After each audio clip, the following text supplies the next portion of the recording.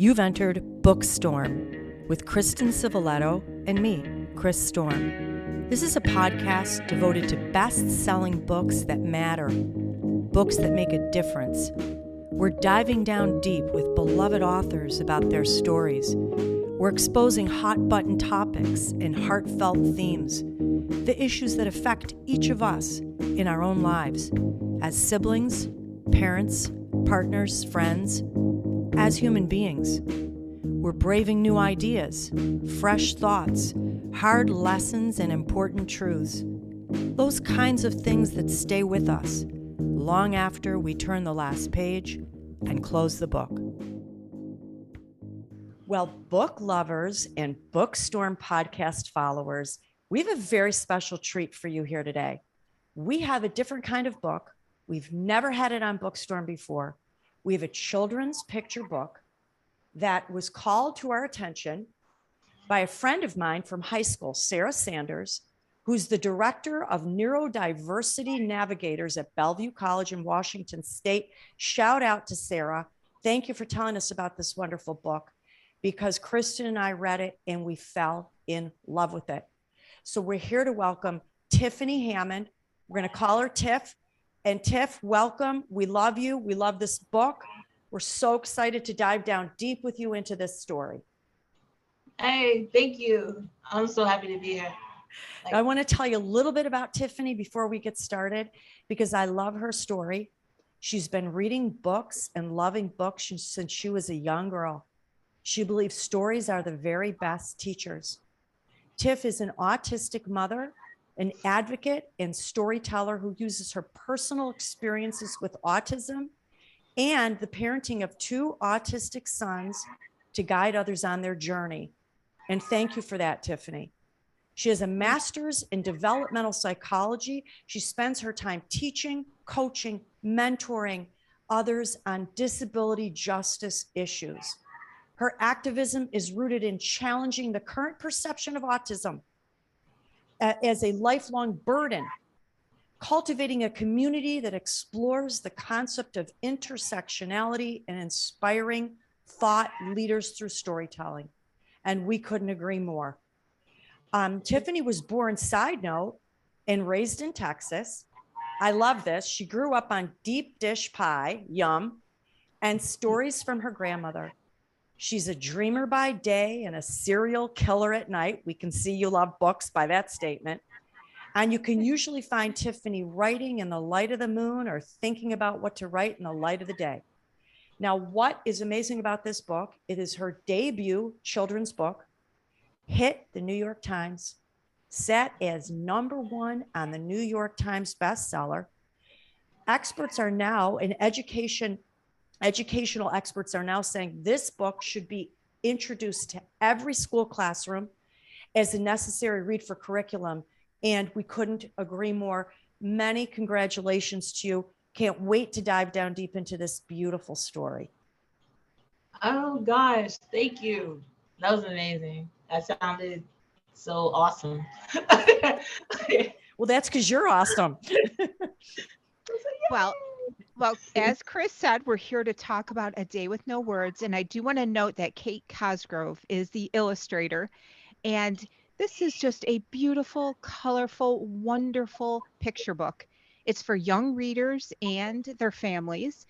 And it shows what life can look like for families who use nonverbal communication and how we can embrace their method of speaking. One of the things that I loved about this story, and I know we're going to dive in deep with some questions, but it really highlights the bond between a mother and a child as it follows them through their day where they use a tablet to communicate with others. And Tiff, did you want to add anything as far as that way of background? Yeah, it was centering the bond that I have with my son, and normalizing communication outside of speech. And I wanted to show autism in a way that wasn't, so academic and so like medical.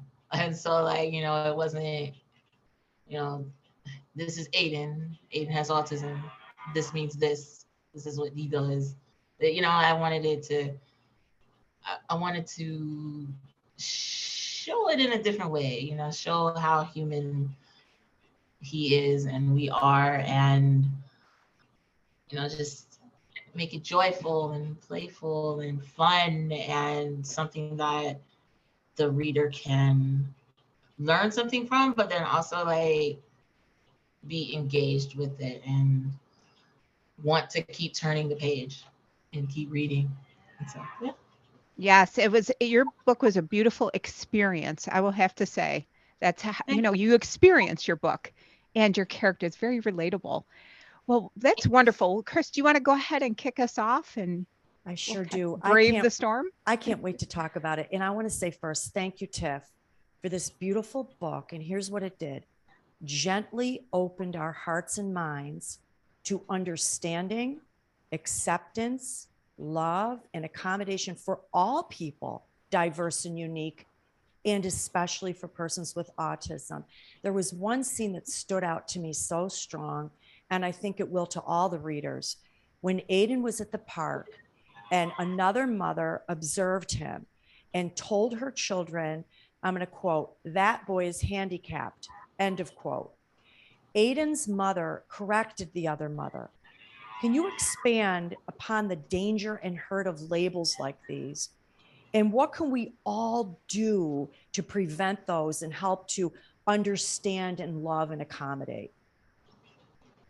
Yeah, that, like, every single thing in that book is in the story is real, right? It happens with us and how the days go on, and I just kind of like combined all different days into like one story. So that situation at the park, it like really happened, and that was the very first time that I responded with using the tablet as well.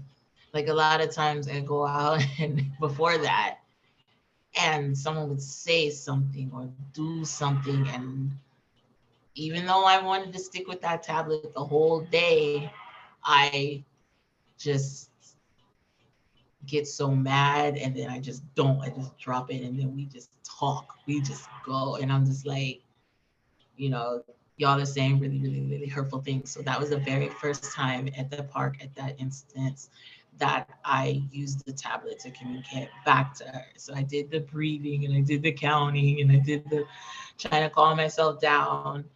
And it wasn't just that she said handicapped, it was how she said it. It was with so much like disgust and fear and like, why are y'all even here? And that was what made it even worse, because we were already seeing the comments, seeing the pointing, seeing the everything that was happening before she actually said that. And the thing about that is that language is always changing and evolving, and that includes the labels and the identifiers and the things that we want to be called or we want to be known as or we want to define us. And handicap is one of those terms that we're moving away from. And it's one of those terms that when people think of it, it thinks of people that they ascribe this label to. It limits them, it restricts them, it doesn't think of them as more than what it is that is disabling them.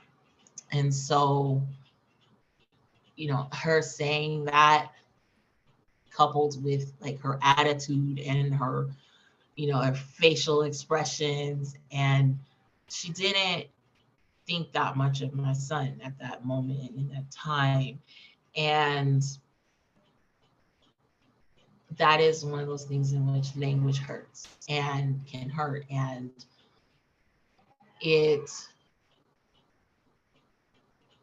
I wanted to respond in a way to show that language can also lift people up, and it can also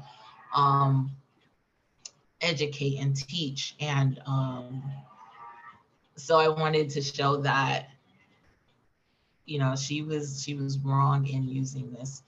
And but I responded also with my own words and my own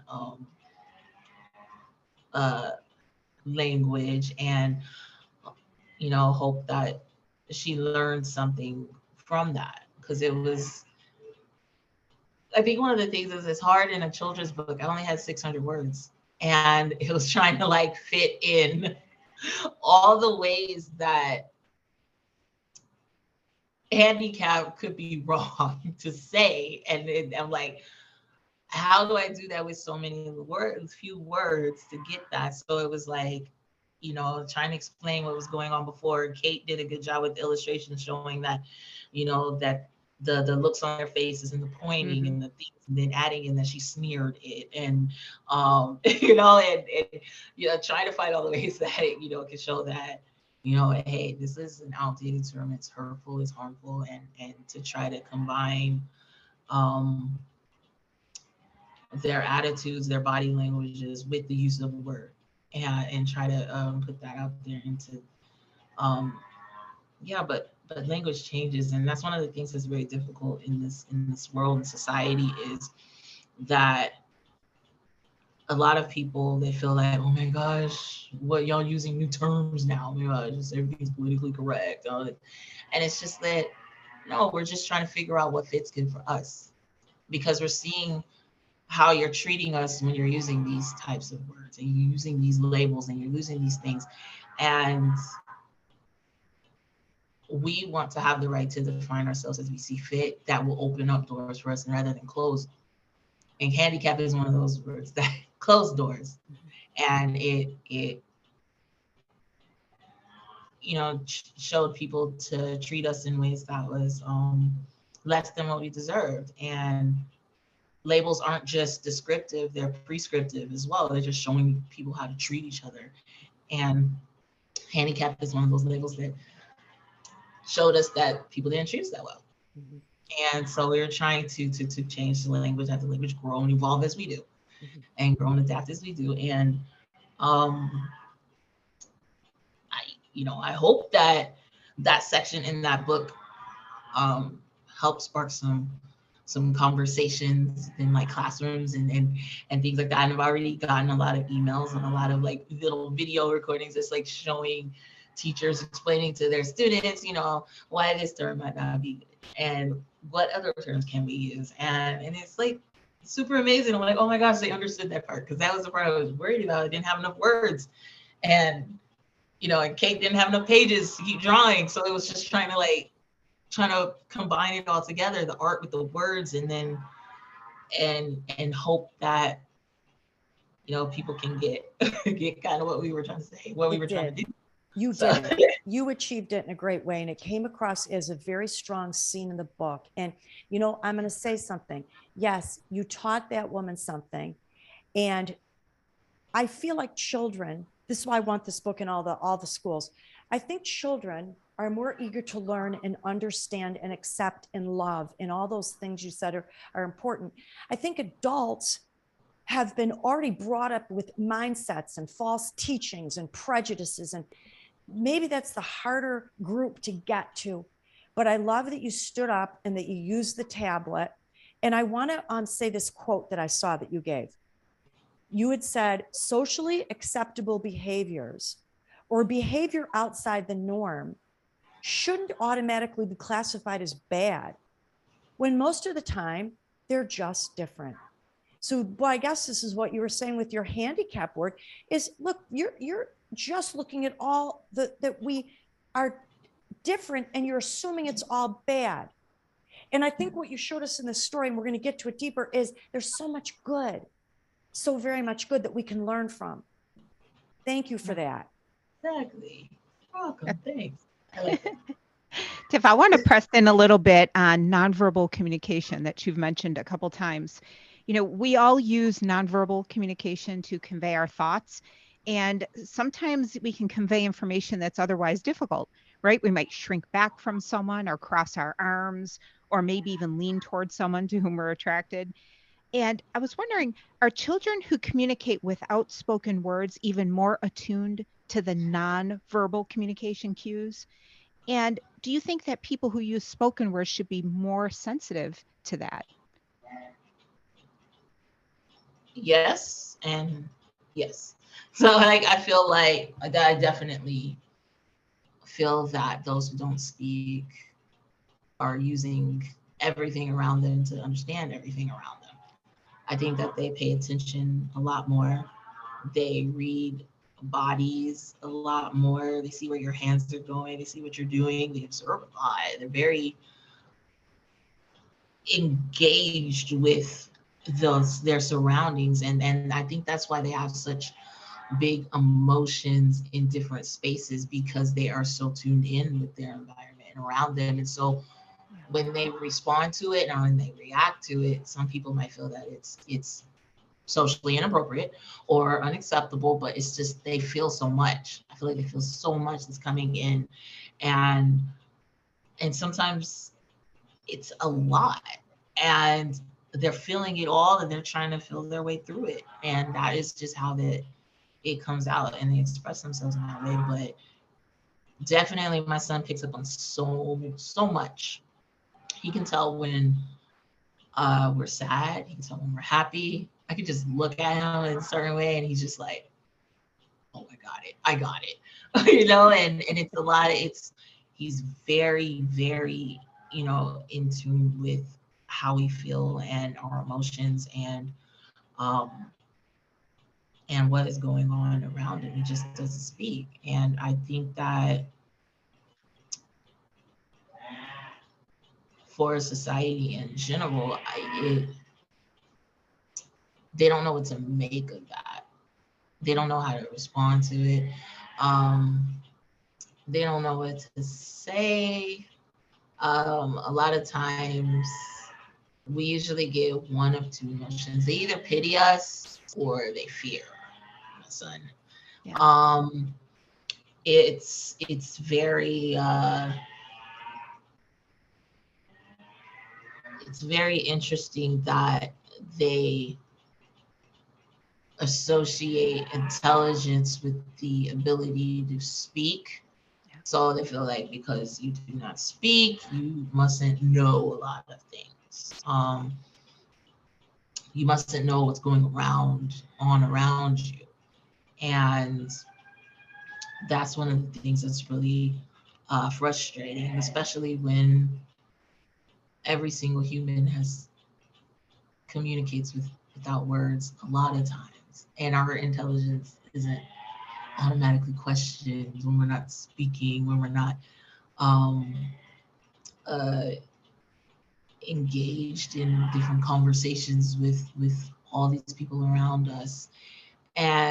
But that same grace isn't extended to my son, because he doesn't speak at all. And so yeah, they definitely respond a lot differently to Aiden than they would myself or my youngest or their neighbor or themselves. They expect different from my son than they would expect from themselves. And then that's hard for someone like my son to live up to, because it's all these different standards and all these different um, rules and all these different things and all these different boxes he has to fit into. Yeah. And he'll never measure up, because they're always moving it. Like they're always changing what is acceptable and what isn't, and what's good and what's not. And that's something that he can't keep up with. Whatever it is they have that's going on, it's that they feel that um for him to be worthy enough to be treated with the respect and dignity that they give themselves or they expect for themselves and that they give to others. And it's just incredible that people feel that way just because someone doesn't speak. And it's Sure. always weird. You know, Tev, it goes back to what you were talking about with words, because when we have affirming words or words that highlight how diversity in how we communicate is actually a beautiful thing for everybody, instead of the limiting words, because it's opening up your mind to the fact that we can learn, we can communicate better, we can tap into these beautiful ways of communicating and to intuition. So I love how that tied right back to what you opened up with. Yeah, that's exactly right. I like that. And I want to talk about those words more because in the story, I loved the story, the beautiful artwork, and through Aiden's eyes, me as the reader, I understood the constraints and weaknesses of a word. We think words is our whole entire life. When I watched through your story, how Aiden looked at, let me use the word for this, love, mother, tree, park, the way that he experienced and felt the totality of that thing, that emotion, that person, was something I wanted to feel. So when I read it, I thought, you know what? I want to hug a tree when the sun disappears. I want to spin barefoot on the soft grass like he did. We can learn from him and practice and use in each and every one of our lives so that maybe we experience our worlds together in a deeper way than simply a word. I thought it was so cool the way you showed us that. And you know what I wondered? Are we relying too much on words and missing a deeper connection? Maybe there's something we could learn from Aiden. Most definitely. That was one of the biggest things that I wanted to do with this book is I always like even before I wrote the book, even with my entire platform, um, I wanted to be different.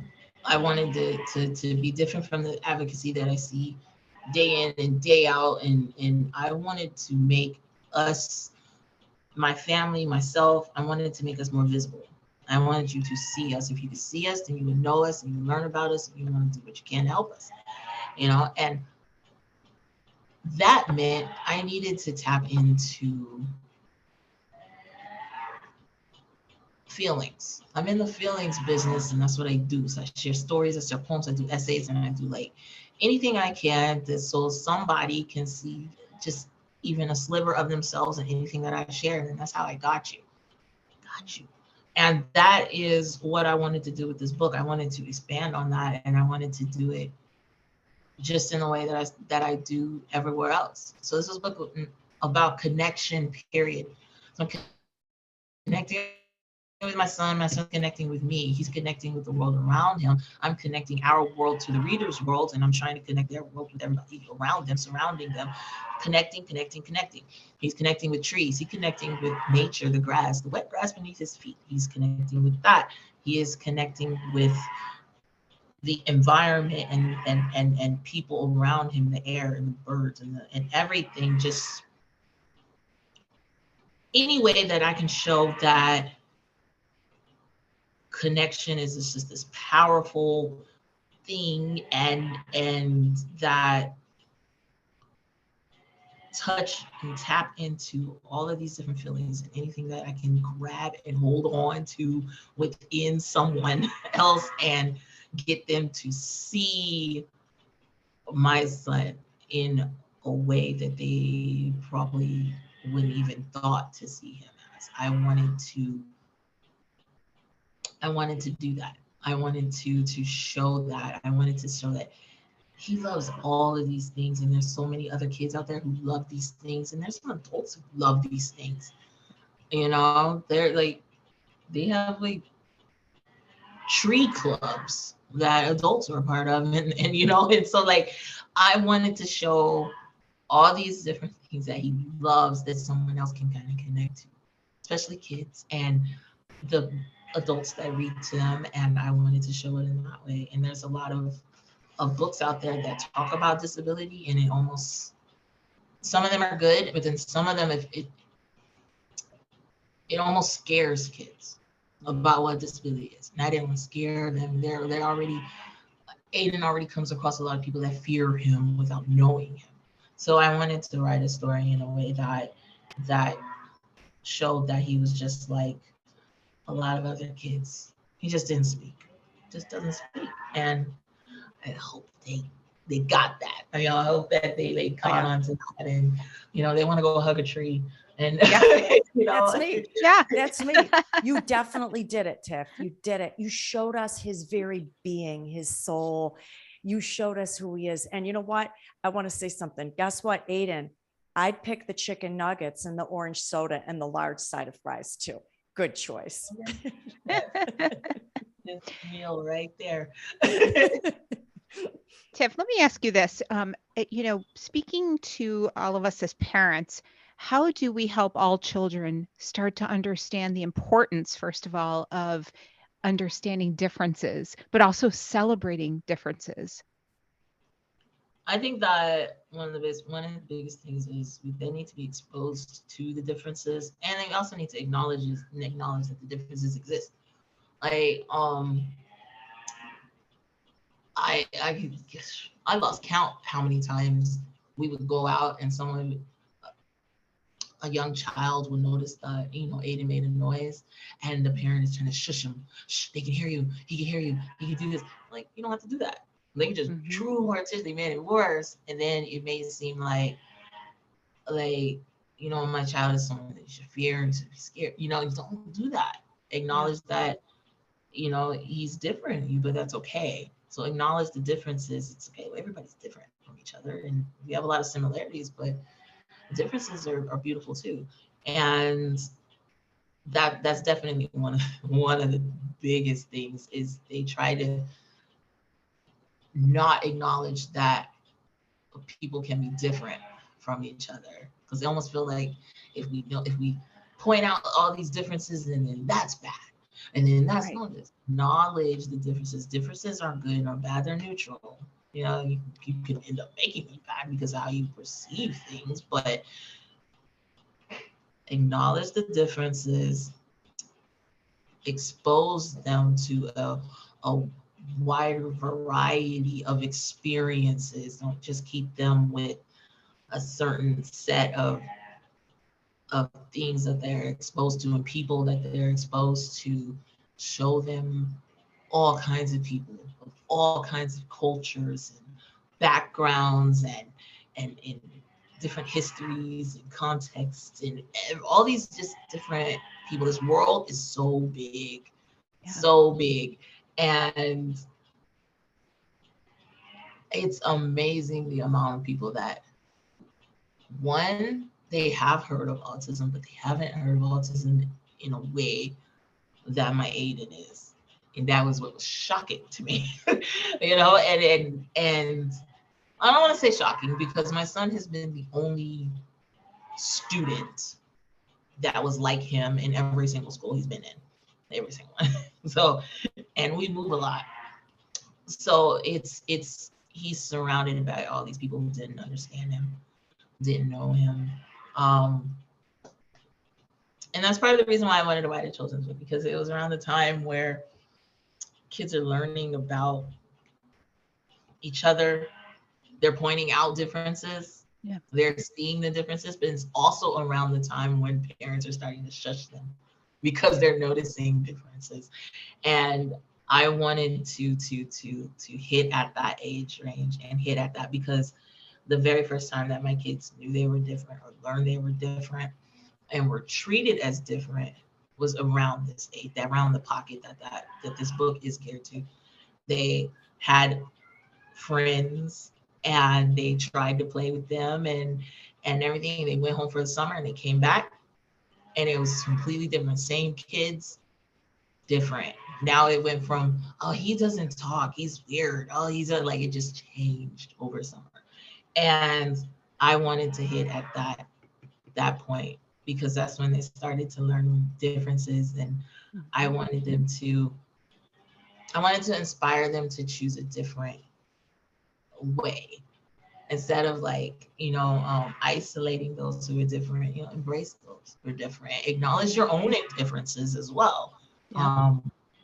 And yeah, so I was hoping to do that. And I think that's one of the biggest things that a parent can do is definitely acknowledge the differences.